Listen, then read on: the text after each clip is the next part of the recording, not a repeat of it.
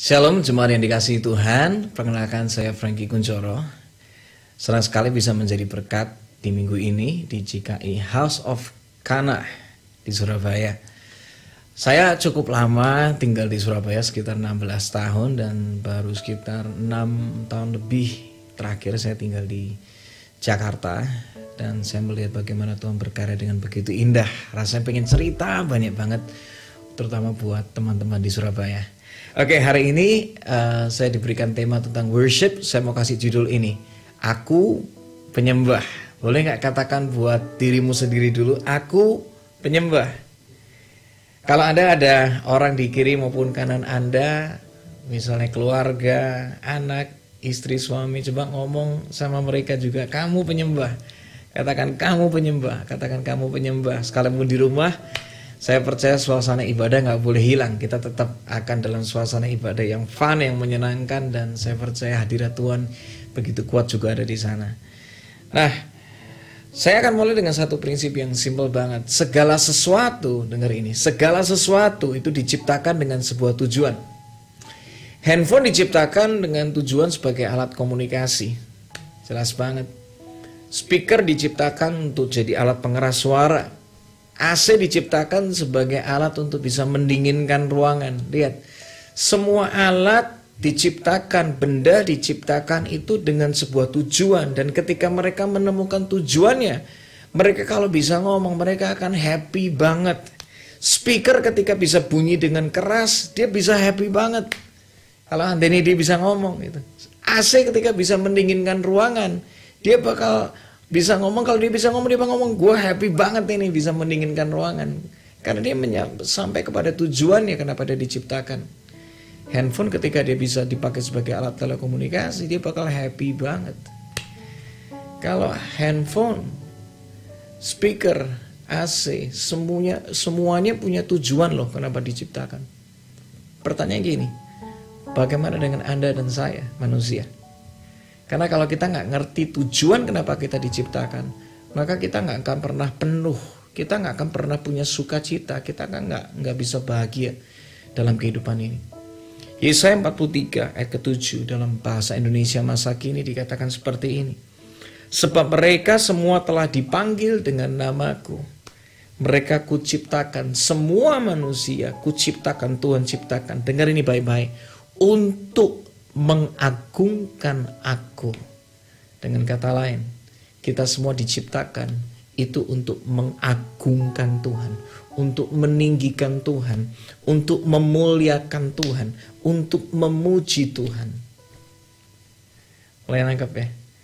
Dengan kata lain, kalau kita lihat akar kata dari meninggikan, memuliakan, mengagungkan, itu saya cuma dapat satu kata yang paling simpel, yaitu menyembah. Karena kalau seseorang menyembah sesuatu pasti suka mengagung-agungkan. Orang kalau nyembahnya uang, makanya dia suka mengagung-agungkan uang. Orang kalau menyembahnya kekuasaan, dia suka mengagung-agungkan kekuasaannya. Orang kalau menyembahnya orang tertentu yang dia idolakan, maka kemanapun juga dia akan terus mengagung-agungkan itu orang. Karena itu siapa yang suka menyembah Tuhan, pasti juga suka mengagungkan Tuhan tiada henti.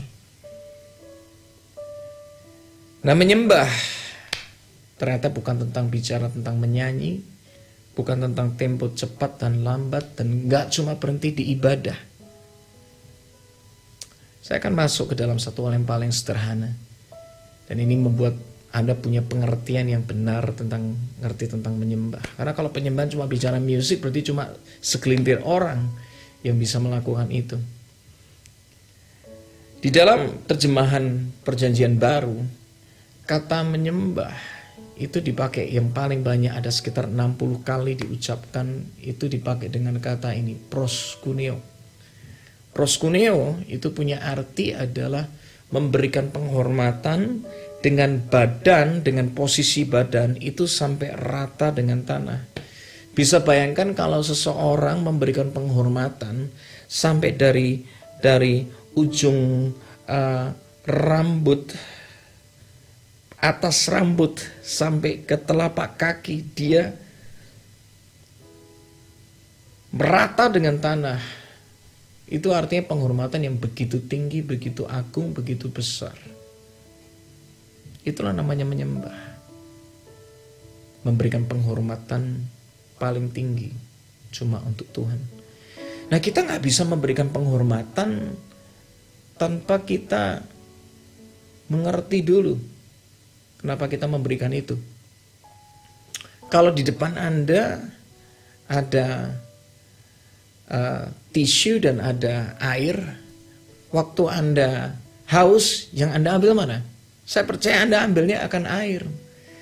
Karena Anda tahu itu air. Kenapa Anda sampai meresponi air? Karena Anda tahu bahwa air ketika diminum bisa memberikan kelegaan. Anda harus kenal, Anda harus ngerti.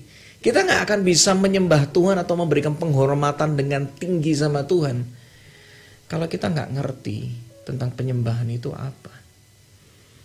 Di dalam Matius 15, 8-9 dikatakan seperti ini. Begini kata Allah, orang-orang itu hanya menyembah aku dengan kata-kata saja, tetapi hati mereka jauh dari aku. Dilanjutkan dengan kata-kata ini, percuma mereka menyembah aku, sebab peraturan manusia mereka ajarkan seolah-olah itu peraturanku. Dari sini kita belajar bahwa penyembahan yang Tuhan rindukan, penghormatan yang Tuhan rindukan kepada Dia, itu tidak bisa dilakukan ketika hati kita itu jauh dari Tuhan. Ternyata penghormatan itu cuma bisa terjadi, penyembahan itu cuma bisa terjadi kalau hati kita itu melekat sama Tuhan. Kalau kita nggak punya hubungan dengan Tuhan, nggak ada kedekatan dengan Tuhan, kita cuma bangun kedekatan itu cuma seminggu sekali, nggak setiap waktu, maka itu bukan namanya penyembahan. Itu bukan penghormatan. Itu cuma nyanyian. Itu cuma luapan kata-kata. Tapi namanya penyembahan, itu terjadinya setiap waktu, setiap hari. Nggak kaget ya? Mazmur 34 ngomong kayak gini. Daud ngomong kayak gini, aku mau memuji Tuhan pada segala waktu. Bukan cuma lagi waktu diberkati aku memuji Tuhan, pada waktu kesesakan aku lagi memuji Tuhan, enggak. Segala waktu. Mazmur 104 ngomong bahwa aku mau menyanyi bagi Tuhan. Itu selagi aku masih ada, aku mau bermazmur bagi Tuhan. Kalau aku ini masih hidup, lihat. Kita harus kasih penghormatan sama Tuhan. Itu selama kita masih hidup dan sampai kapanpun juga. Maut pun tidak akan memisahkan penyembahan kita. Dengan kata lain, penyembahan cuma bisa terjadi kalau kita punya kedekatan dengan Tuhan yang disembah. Nah, kalau dua orang berjalan bersama-sama, itu akan terjadi banyak perubahan. Ini maaf, mungkin ada beberapa orang yang ngalamin ini. Dulunya ketika menikah beratnya cuma 50, ketika sudah menikah, terutama yang pria nih, tiba-tiba naik drastis jadi 70. Lihat, orang berjalan bersama-sama, perubahan terjadi loh. Di situ perubahan fisik aja terjadi. Lihat. Bagaimana dengan orang yang dekat dengan Tuhan? Orang yang tiap hari nempel sama Tuhan. Saya percaya akan banyak perubahan terjadi. Yang pertama yang bisa terjadi ketika engkau dekat sama Tuhan. Ketika engkau menyembah Tuhan dalam kedekatan. Ini yang terjadi. Pertama adalah cara pandang Anda diperbaharui. Caramu melihat segala sesuatu, apapun yang ada dalam kehidupanmu, itu diperbaharui. Show me your friend and I will show you your future. Ada sebuah pepatah mengatakan seperti itu. Tunjukkan aku teman-temanmu dengan siapa kamu dekat. Aku akan tunjukkan kamu masa depanmu. Karena seringkali teman-teman kita atau yang dekat dengan kita, itu bisa membuat cara pandang kita itu berbeda. Nah, Yesaya 33 ayat 5 dikatakan bahwa Tuhan tinggi luhur sebab Ia tinggal di tempat tinggi. Tuhan itu ada di tempat tinggi. Cara Tuhan melihat dengan cara kita melihat beda.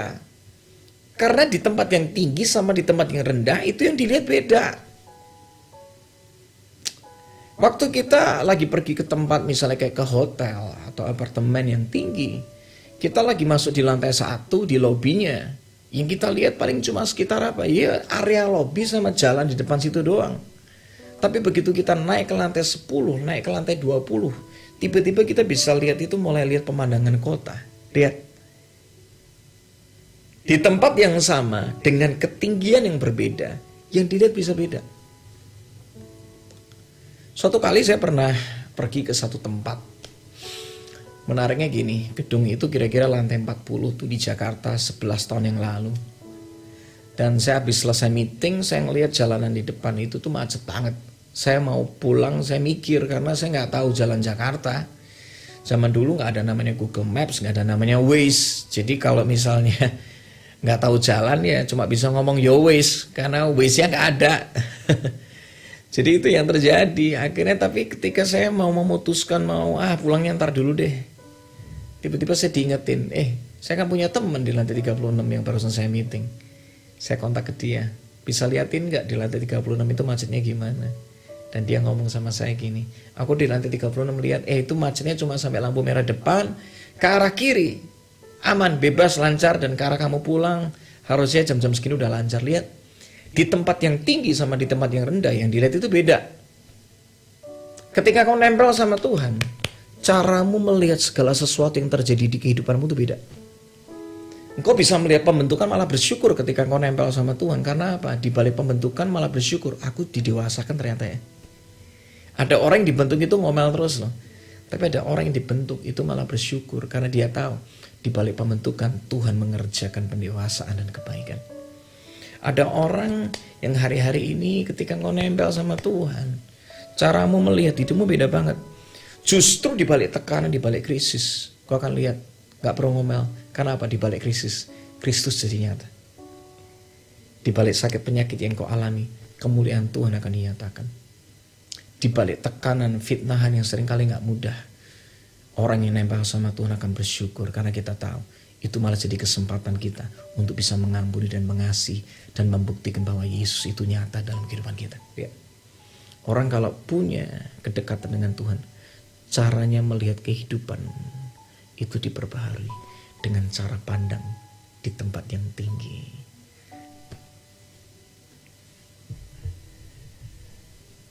Suatu kali saya lagi ngalami banyak pembentukan dalam kehidupan saya.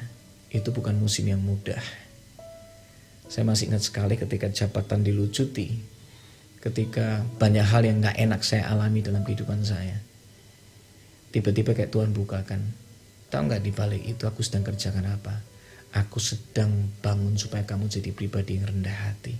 Awalnya saya ngomel jujur aja. Tetapi ketika saya mulai nempel sama Tuhan, saya dibawa untuk ngelihat dengan cara pandang yang tinggi. Oh, ternyata Tuhan mau bawa saya ke tempat yang rendah. Karena ternyata di dalam Tuhan, kerendahan itu akan menentukan ketinggian. Orang kalau mau dibawa tinggi, harus dibawa rendah dulu. Bola kalau mau mantul dengan tinggi, harus mau dibawa rendah dulu baru dibawa tinggi. Siapa mau jadi yang terbesar, dia harus jadi seorang pelayan. Alkitab katakan, baru saya ngerti dan bersyukur hari ini. Di balik pembentukan, Tuhan dewasakan saya. Cara pandang saya diperbaharui. Yang kedua yang saya belajar di dalam kedekatan, karakter itu diubahkan. Saya lucunya gini, kalau lihat istri saya sebelum menikah, saya nggak pernah lihat dia itu melakukan hal yang aneh. Nah ini waktu menikah, awal-awal menikahnya gini. Dia kalau tiap kali nonton TV, mulutnya bisa komat kamit. Bisa gini. Dia sambil pegang remote TV bisa gini, mulutnya bisa gini. Saya bingung gitu, kadang saya senggol dia. Yang kamu nih ngapain sih? Kok mulut komat kamit gitu? Nah singkat cerita, 7 tahun menikah. Sekarang saya kalau nonton TV, komat kamit juga. Saya pikir ini dari mana? Ternyata gara-gara setiap hari saya bersama dengan dia. Karakternya dia, gerak tubuhnya dia itu nempel sama saya tanpa saya pernah latihan sama dia. Orang kalau nempel sama Tuhan, deket sama Tuhan, karaktermu juga akan diperbaharui jadi karakter Kristus. Allah itu kasih. Engkau nempel sama kasih, hidupmu jadi penuh kasih. Fitnahan dibalikkan dengan kasih. Tekanan, kau bisa tahu, oh kok ada orang menekan aku. Kau tahu Tuhan itu pembelaku. Kau akan ngomong santai. Karena apa? Karaktermu sudah dipulihkan, memiliki karakter Kristus. Kau gak takut lagi. Allah itu kudus. ketika ada hal-hal yang sampah masa lalu, ataupun hari ini kau terikat dengan sesuatu, ketika kau nempel sama Tuhan, yang jelek-jelek, yang penuh dengan dosa, yang penuh dengan kekotoran, dibersihkan sama Tuhan. Karena kau nempel dengan yang kudus, makanya kau jadi kudus. Allah itu baik, panjang sabar, penuh hikmat. Dia penuh dengan penguasaan diri, lemah lembut, rendah hati. Semua sifat Tuhan yang akan nempel dalam kehidupanmu ketika kau nempel sama Tuhan. Yang ketiga yang saya belajar, orang kalau dekat dengan Tuhan, dia akan menerima fasilitas atau kuasa. Suatu kali saya pernah datang ke sebuah acara, masuknya susah banget. Tapi karena saya kenal dekat dengan yang bikin konser, dengan mudah saya kontak dia dan saya dikasih akses yang berbeda. Saya bisa sampai ke backstage, bisa ketemu dengan orang-orang yang akan perform di sana. Keren banget. Gara-gara kedekatan jadi punya akses, jadi punya fasilitas, jadi punya kuasa yang mungkin orang-orang yang gak deket gak punya. Lihat. Demikian juga dengan kita dengan Tuhan. Kalau engkau dekat, jangan kaget. Perkataanmu jadi penuh kuasa. Pemikiranmu jadi beda. Kau dipenuhi dengan hikmat Tuhan sehingga apa? Jadi kaya dengan hikmat. Engkau jadi pribadi yang berbeda bukan karena engkau, tetapi karena Kristus ada di dalam hidupmu. Kedekatan itu membuat kita jadi punya fasilitas atau kuasa yang Tuhan bisa nyatakan. Ingat firman Tuhan ngomong 1 Korintus 4:20, sebab kerajaan Allah bukan terdiri cuma dari perkataan, tetapi dari kuasa. Orang yang nempel sama Tuhan hidupnya penuh dengan kuasa. Waktu itu saya punya sebuah pengalaman sama teman-teman 11 orang, kami berangkat ke Pantai Balai Kambang gara-gara merayakan pesta perpisahan habis kuliah selesai. Dan ketika sampai di sana hati saya nggak damai sejahtera karena ngelihat, wah ini kok tempatnya kok ada pura persembayangan dengan segala macam. Dan akhirnya teman-teman ketika lagi main di pantai itu, saya memilih untuk saya duduk di atas sebuah batu dan saya mulai ambil waktu nyembah Tuhan. Saya memilih dekat sama Tuhan. Saya mulai mengagumi, Tuhan kok bisa ciptakan laut dengan begitu indahnya, langit dengan begitu indahnya. Akhirnya saya mulai ambil waktu untuk saya nyembah Tuhan. Saya ngomong, Tuhan kau tuh luar biasa loh. Kalau langit aja diciptakan segini besar, gimana kau yang menciptakan betapa besar engkau Tuhan. Di balik itu semua tiba-tiba saya mulai mengangkat satu pujian penghormatan saya sama Tuhan. Saya mulai nyanyi lagu ini. Yesusku penyelamatku, tiada yang seperti engkau. Setiap hari ku memuji keajaiban kasih-Mu. Kita tahu lagu ini, chorusnya kan ngomong gini. Nyanyi dan bersoraklah bagi Dia. Ketika saya terus nyanyi, air mata mulai keluar. Saya mulai nangis, saya nikmati hadirat Tuhan begitu indah. Gak terasa, 30 menit. Saya di situ saya menghormati Tuhan, menyembah Tuhan. Singkat cerita, malam itu saya sama teman-teman nggak bisa tidur nyenyak karena mungkin terlalu banyak binatang yang macam-macam di situ. Karena kami tinggalnya di hutan dekat pantai. Dan akhirnya kami memutuskan paginya langsung pulang, nggak jadi stay lebih lama di situ. Ada mulai sesuatu yang mulai aneh mulai terjadi. Satu persatu teman saya mulai masuk rumah sakit. Dan singkat cerita ketika dideteksi ternyata mereka kena malaria.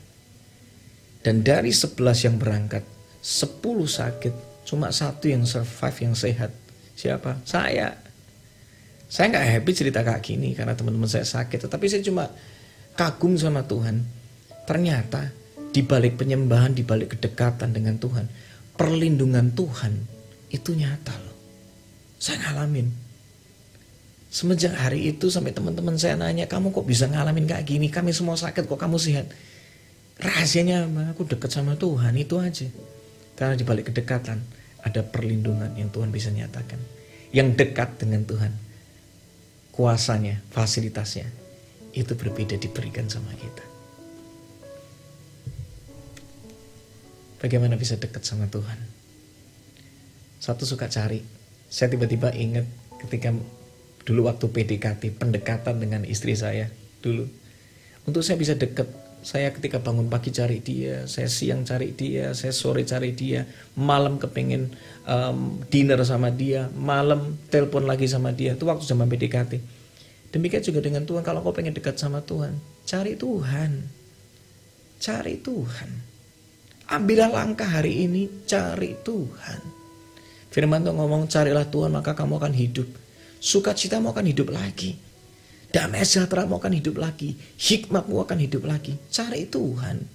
Di dalam kedekatanmu dengan Tuhan. Di balik penyembahanmu.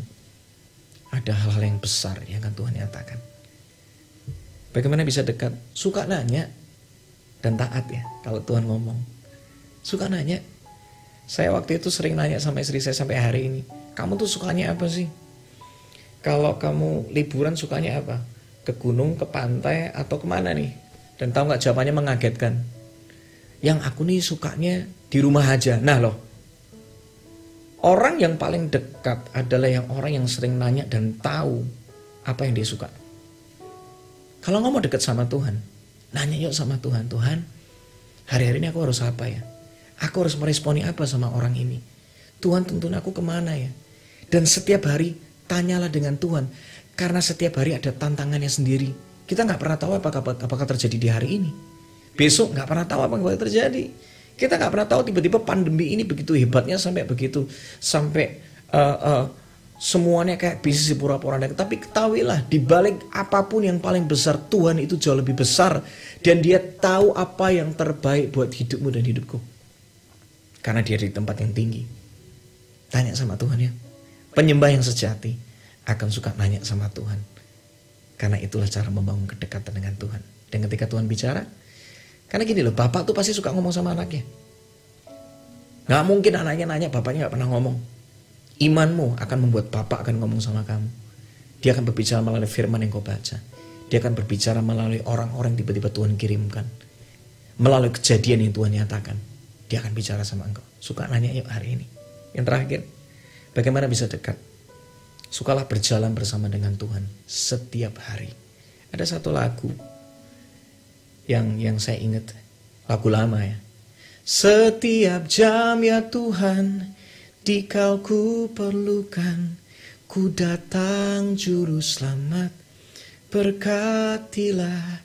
Setiap jam ya Tuhan, bukan seminggu sekali, Dikau ku perlukan, ku datang juru selamat, berkatilah. Ayo berjalan bersama dengan Tuhan setiap waktu, nempel sama Tuhan. Tuhan, peganglah tanganku setiap waktu. Karena itu saya punya satu prinsip dalam kehidupan. Kalau Tuhan jadi prioritas, hidup jadi berkualitas. Pegang tangan Tuhan setiap hari. Kita ini terbatas, Tuhan tanpa batas. Kita ini sok tahu, Tuhan maha tahu. Pegang tangan Tuhan. Berjalan jangan cuma di masa suka, bukan cuma di masa duka, tetapi jalan sama Tuhan, suka maupun duka. Jalan pegang tangan Tuhan. Yohanes 4 ayat 23 saya tutup dengan ini. Tetapi saatnya akan datang dan sudah tiba sekarang, bahwa penyembah-penyembah benar akan menyembah Bapa dalam roh dan kebenaran. Sebab Bapa menghendaki penyembah-penyembah demikian. Kata menghendaki itu dalam terjemahan aslinya dipakai kata mencari. Tuhan sedang mencari Anda. Tuhan sedang mengetuk pintu hati Anda. Karena dia rindu Anda jadi penyembah yang Tuhan cari. Penyembah yang Tuhan cari adalah penyembah yang memberikan penghormatan kepada Tuhan. Bukan cuma dengan kata-kata, bukan cuma dengan nyanyian, tetapi penyembah yang membangun kedekatan. Di dalam kedekatan cara pandangmu diubahkan, karaktermu diperbaharui, kuasa dan fasilitas Tuhan bisa dinyatakan dalam hidupmu. Bagaimana bisa dekat? Cari Tuhan yuk. Ayo bangun misbah keluarga lagi. Ayo punya waktu dengan Tuhan. Ayo sering nanya sama Tuhan. Ayo jalan sama Tuhan setiap waktu di musim suka maupun duka. Di dalam masa kering maupun masa yang subur. Jalan dengan Tuhan setiap waktu. Saya percaya Tuhan sedang ketuk pintu hati Anda. Kembali bangun hubungan dalam kedekatan dengan Tuhan. Bukan karena dipaksa, tetapi karena kita tahu bahwa Tuhanlah sumber segala-galanya. Mari kita tutup dalam doa. Tuhan, kami bersyukur buat firman yang telah disampaikan. Biar benar-benar kami diciptakan, kami sadar kalau kami kembali menyembah Tuhan, hidup kami ini jadi penuh. Hidup kami jadi penuh dengan sukacita karena kami menemukan tujuan kenapa kami diciptakan, yaitu untuk menyembah Tuhan. Biar hari-hari ini kami cari Tuhan di dalam segala musim kehidupan kami. Kami suka nanya sama Tuhan. Karena di balik pertanyaan itu, di balik ketaatan kami ada kedekatan. Dan Tuhan, kami mau berjalan bersama dengan Tuhan. Pimpin langkah kami Tuhan. Ampuni kami kalau kami seringkali merasa bisa, merasa mampu. Tapi hari ini kami sadar, dari Tuhanlah kehidupan kami. Dari Tuhanlah hikmat kami. Dari Tuhanlah masa depan kami. Di balik kedekatan itu, kami percaya cara pandang kami diperbaharui. Karakter kami diperbaharui. Kuasa dan fasilitas dari Tuhan dinyatakan. Terima kasih Bapa. Biar melalui kondisi hari-hari ini, iman kami meningkat. Kami semakin kenal siapa Tuhan. Dan betapa indahnya hidup bersama dengan Tuhan. Pulihkan Tuhan setiap hati hari ini. Kami percaya kedekatan kami dengan Tuhan akan mengubahkan hidup kami menjadi baru. Terima kasih Bapa. Dalam kami bersyukur berdoa. Haleluya. Amin. Selamat mengalami kedekatan dengan Tuhan. Dan hopefully saya berdoa suatu kali bisa ada di dalam ibadah fisik juga. Bisa bertemu dengan Anda semua secara langsung. Tuhan Yesus memberkati.